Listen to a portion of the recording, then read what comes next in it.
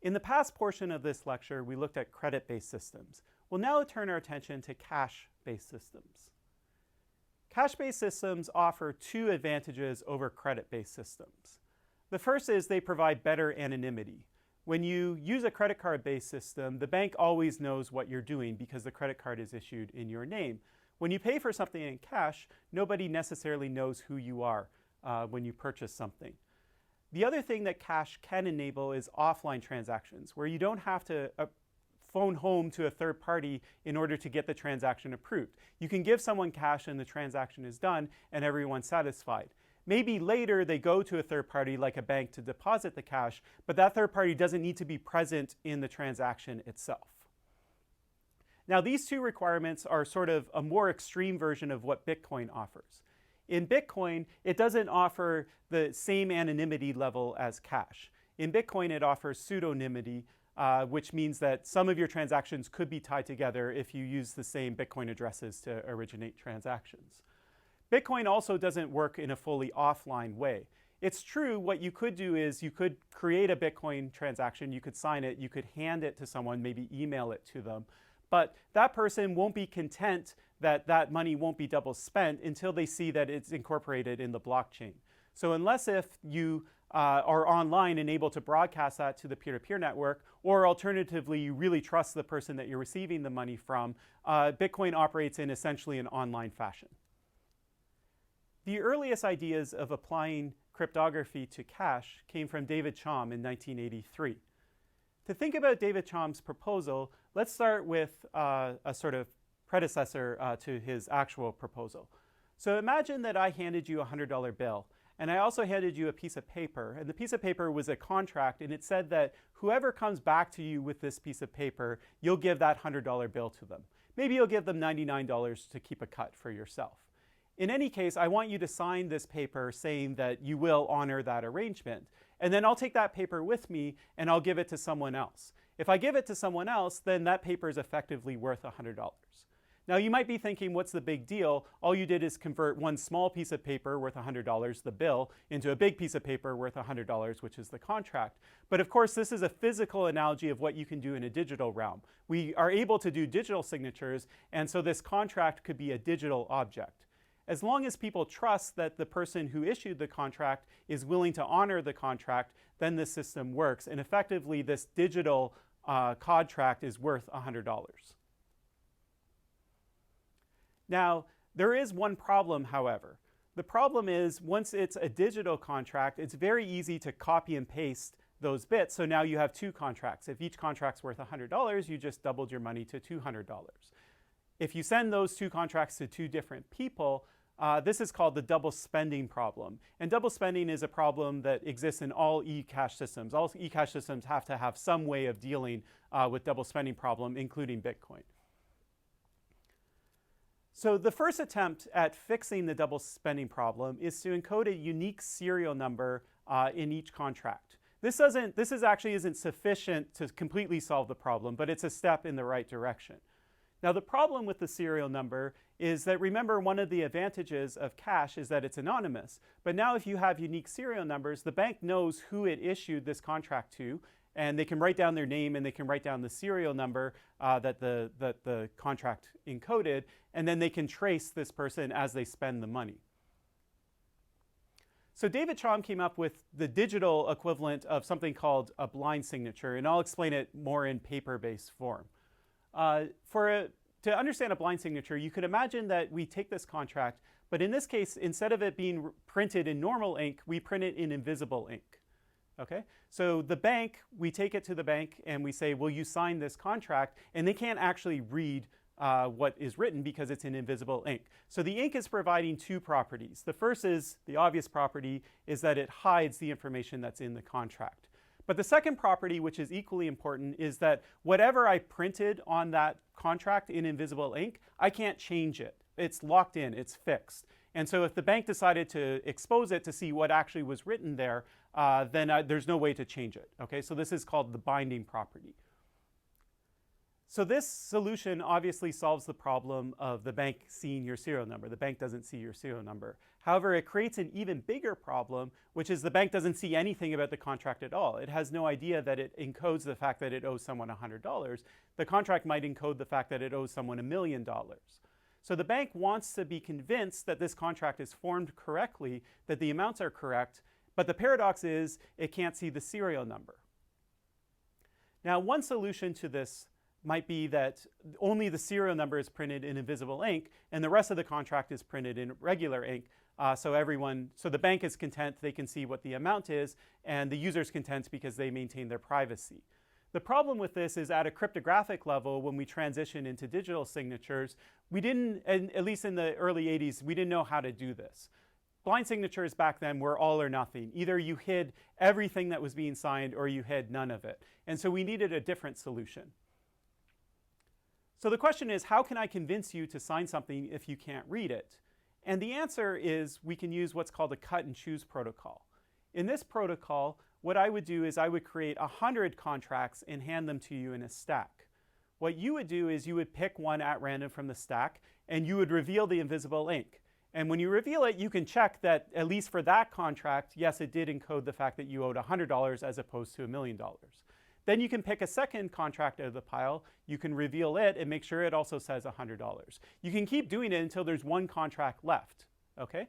When you have this one contract and you're holding it, even though you don't reveal the invisible ink, because the other 99 all said $100 and you chose them randomly, you're pretty sure that this one also encodes $100, and so you sign it convinced to at least to a 99% probability that it actually says $100. So how does this help with the double spending problem? Well, the cut and choose protocol allows the bank to sign a contract, be convinced that it encodes the right amount, and yet not be able to see someone's serial number. So the idea is that you would get granted one of these contracts. When you wanted to do a transaction, you would give this contract to the person that the merchant that you're buying the goods from. And then the merchant would turn around and give it back to the bank right away. So in Chom's earliest system, this was an online transaction system where you had to phone home to the bank every time you received one of these contracts. And we can stop calling them contracts, we can call them coins, because that's another term for what they actually are. And so when you spend a coin, the merchant goes to the bank and they give it to the bank and they ask the bank, have you seen this coin before? Has it come in before? Has this serial number been spent before? And if the bank says no, it hasn't been spent before, then they honor the coin, the contract component of the coin, and they give the merchant the money that's owed. If the merchant goes to the bank and it has been double spent, then they can at least detect it. Now the problem is that if it is double spent, you have no idea who the buyer is because it's an anonymous system. So that's a drawback that people worked on later to address. Another drawback of this system is that once you spend a coin, you can't use it again. So it's not like an actual cash system where you mint coins, you hand it to the first person, they send it to a second person, and then the second person can give it to a third and a fourth, and you can have a whole chain of transactions. In these type of system, every time you receive a transaction, you have to go back to the bank and essentially cash it in. Now, the bank might issue a fresh coin, that's fine, but the point is that these coins are only living for one transaction at a time. Now, one proposal at fixing the problem that the bank has to be online at all times came in 1988 from Chom along with Fiat and Naor. What they observed is that if you want to prevent somebody from double spending a digital object, it's really hard. It might be impossible. There's no way to stop people from copying and pasting digital strings. However, they also noted that in traditional finance, we have this idea of checks, and the same problem arises. If I write you a check, you have no guarantee that the money's actually in my account. Maybe the money is in my account. I write you a check for $100. I have $100 in my account, but there's nothing stopping me from writing a second check to someone else for $100, in which case if both of you try and cash it, then one of you won't be able to cash it. So in order to stop bad checks from circulating, what the bank system uses is a detection system as opposed to a prevention system. They don't try and stop you from writing that second check, but what they do is when you write that second check, they are able to detect that it exists. They know who you are because you have a bank account with the bank, and they'll punish you through a penalty for doing that. And so the idea of Chom, Fiat, and Naor is there some way to do that type of system in the digital realm? So if we go back to the idea that coins encode a unique serial number, we can think about what this serial number looks like. If the bank maintains a mapping between customer names and serial numbers, then there's no anonymity in the system. Every time a coin comes back to the bank, they know who it was that spent it, and since the coin is coming from a merchant, they know where that user spent the money.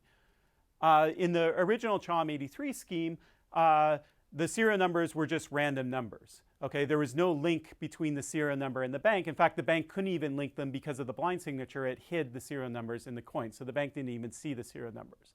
In this case, it offers full anonymity. Now the question is there something in the middle between having no anonymity and full anonymity where we can allow partial traceability of coins, particularly in the case where they're double spent? So what Chom, Fiat, and Naor came up with is the idea that every coin would include 2 serial numbers. These serial numbers would be arranged so that when you add them together, it actually forms the identity of the person who withdrew the cash. Now, this is a more general description of what this technique is secret sharing. So in a secret sharing scheme, you have a secret and you split it up into n shares, you give it to n people, and you do it in such a way that if any m of the n, where m is some number less than n, as long as m people come together, then they can reconstruct what the secret is. So you can think of this as a 2 out of 2 secret sharing scheme, but there's any possibility for n and m is also possible in the system. So the idea is you would still go to the bank as normal. You would give them a contract just like in the previous scheme. The only difference is that there would be 2 serial numbers. Now the bank would do the cut and choose. You would hand them 100 coins and they would open up 99 of them. And when they open the 99, they would check that those 2 numbers also add up to your actual identity. So they're certain that in the contract they sign, the coin that they sign, that those 2 numbers will also add up to your identity. So the idea is when I spend a coin, I give it to the merchant, and these serial numbers are still hidden. The merchant has no idea what the 2 serial numbers are, but what the merchant can do is they can ask me to reveal one or the other. You can think of it as the left serial number or the right serial number. So they might flip a coin and ask me to reveal it. So what happens if I just spend the coin once, which is what we want to encourage, they only learn half of the secret. So they're either learning a random number or a random number minus my identity, which is also a random number that's fully masked. And so it doesn't reveal any information about my identity. Now, if I double spend, if I send that same coin to a second merchant, one of 2 things can happen. The second merchant will also go through the same protocol. They'll ask me to either reveal the left share or the right share. Assuming the first merchant asks for the left share, and if the second merchant also asks for the left share, then what happens is my identity still isn't revealed. Okay? Now, when both of those merchants cash in their coins, the bank will detect that double spending occurred, but they won't have any idea about who actually did it. However, 50% of the time, the second merchant will ask for a different share than the first. So if the first asks for the left share, the second might ask for the right share. In this case, when they both cash in their coins at the bank sees that it's double spending. Because they have different shares, they can add those shares together. Now they know the identity of the person who did the double spending, and they can leverage some fee or punishment against that person. Now, 50% chance of catching double spending isn't that great. And so is there any way that we can boost this? So the idea that Chom, Fiat, and Naor had is instead of encoding 1 pair of numbers, what if we encode, say, 10? So for example, let's assume that they have a table, and here's my real name, and they assign a serial number to my name, 31337. And so here's a list of 10 numbers, 10 pairs of numbers, and if you do the mental arithmetic, you'll see that in each case they add up to this number. So what happens is when I spend a coin, these numbers are originally hidden, and the merchant gets to go through the list and they get to pick from each pair whether they want to see the left number or the right pair, but they do this for all 10 instead of just one single pair. So for example, the merchant might ask for the left, the right, the left, and so on. Now when I go to a second merchant, we do the same protocol. They're initially hidden, but the second merchant gets to also for each pair ask for either the left or the right. And what will happen with overwhelming probability is that at some point going through these pairs, the two merchants will ask for different shares. So for example, in the second row, and also in a lot of other rows in this example, if they ask for the left share and the right share, and in that case you can add together those two shares and reveal the identity of the person who spent the money.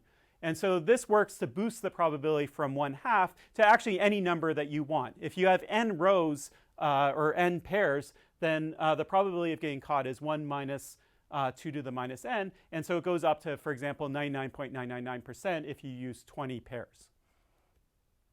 Now, this doesn't solve the problem of being able to spend a coin more than once. Once you spend your coin, the merchant still has to go back to the bank and they have to cash that coin in. And you can think about why. Why can't the merchant accept a transaction and then take that coin and turn around and spend it? Well, the answer is that that coin encodes the identity of the original spender.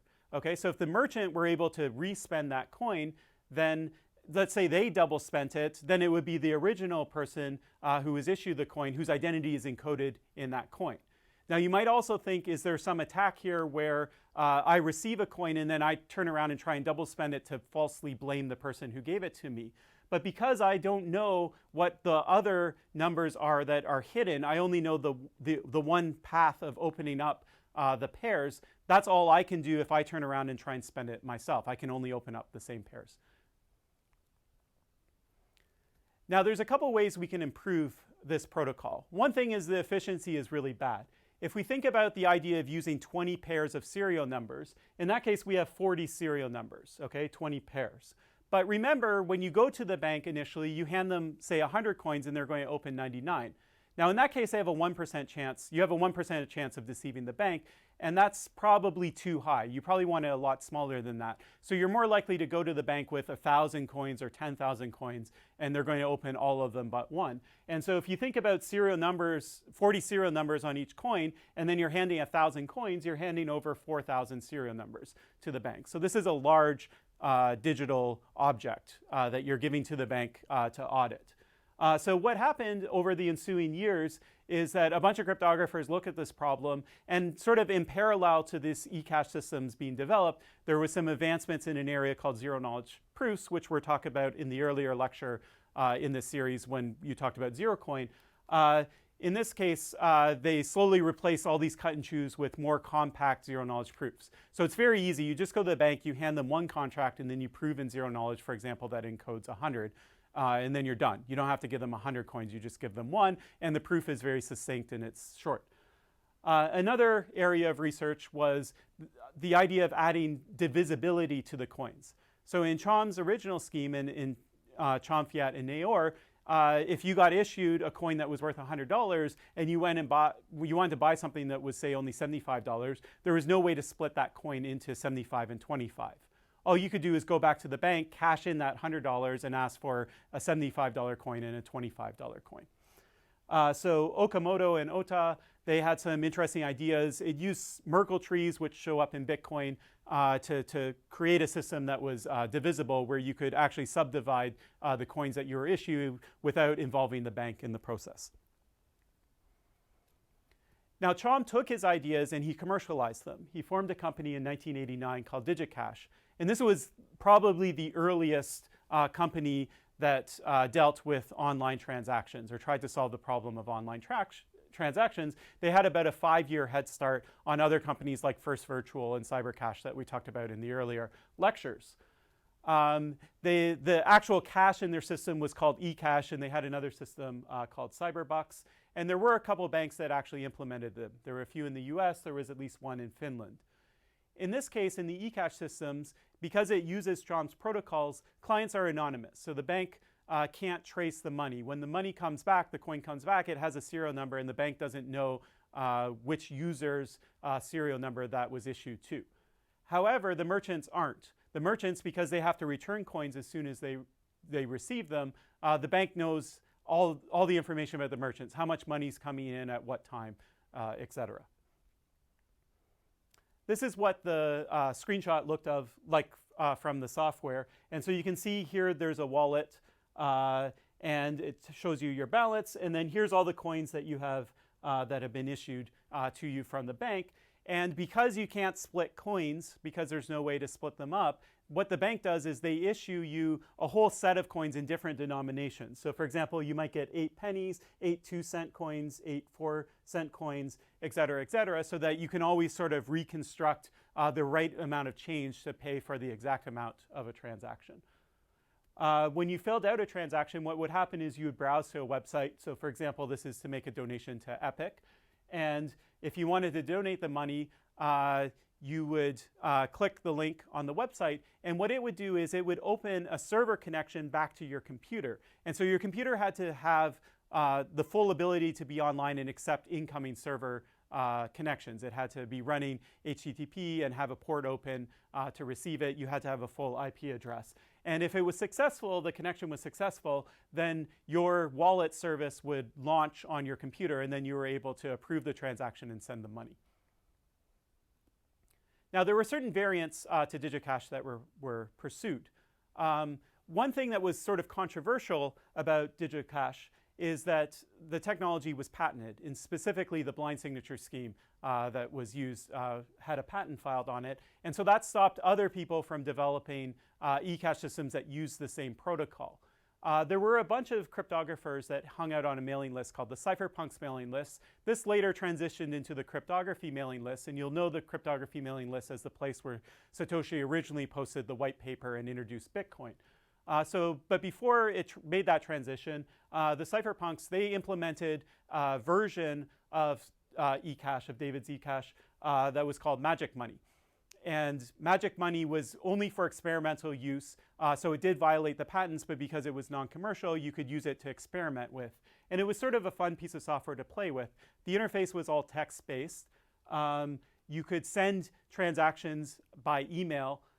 You would just copy and paste literally into email. Hopefully you'd use a PGP key to protect the transaction in transit, and you could email it to another user. The other user would import it into a file on their computer, which was called allcoins.dat, which sounds a little bit like wallet.dat, which is what Bitcoin uses to store its coins. Another proposal by Ben Laurie, with contributions from lots of other people, is called Lucra. And in this scheme, what they did is they targeted the blind signature scheme, and they tried to come up with an alternative which wouldn't be covered by the patent, and then you can keep the rest of the system largely the same. Another problem that's interesting that arises when you use DigiCash is, as we mentioned, you can't make change. And so if you need to make change, you have to go back to the bank, and you have to get the bank to reissue the right set of coins so that you can make exact change for something.